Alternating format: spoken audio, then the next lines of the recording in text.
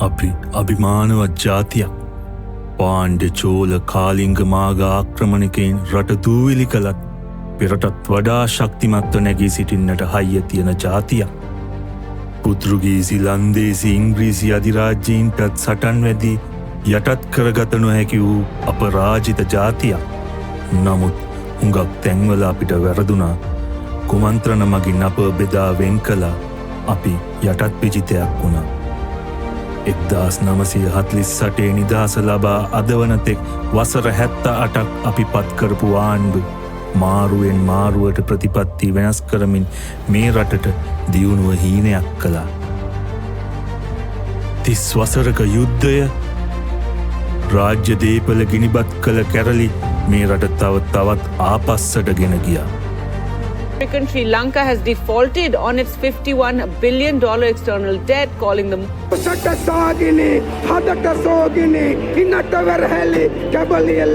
ලස්සන බුරුවලට රැවටිලා අපිට හුඟක් තැන්වල වැරදුණා. දැන් ඒවට තිත තියන්න කාලය හරි.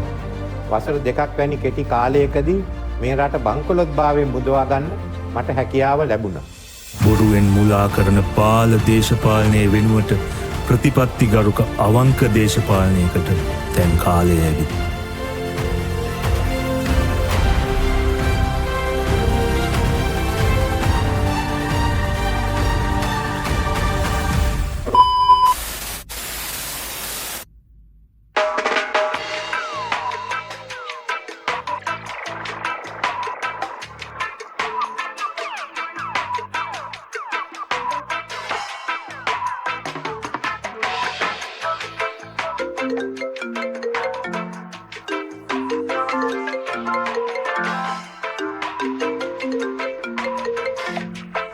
Hello. Okay, sir. Okay.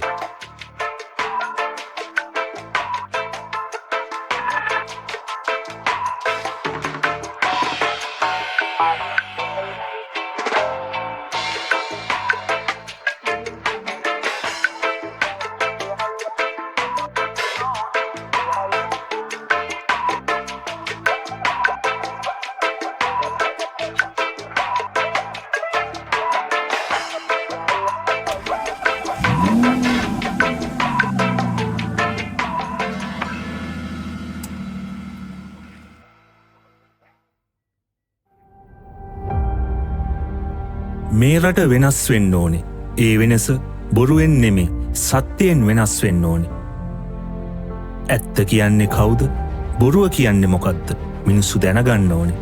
බාල රැවටිලිකාරී දේශපාලනය වෙනුවට දත්ත එක්ක කතා කරන අලුත් දේශපාලනයක් දැන් ඕනේ. අපිට ආයෙ වරද්ද ගන්න කාලයක් නැහැ.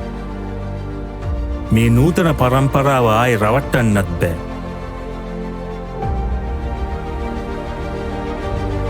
අපි දැන්වත් අලුත් දේශපාලනයක් පටන් ගමු.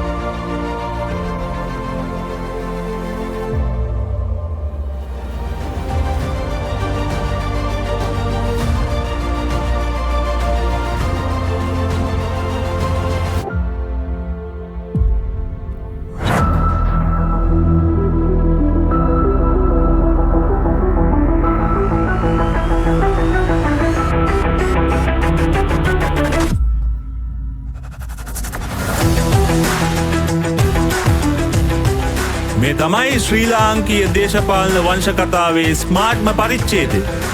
මම රුවින් ෆර්නෑන්ඩෝ. සෙට් වෙන්න අපි එක්ක අපි වැඩ කරමු.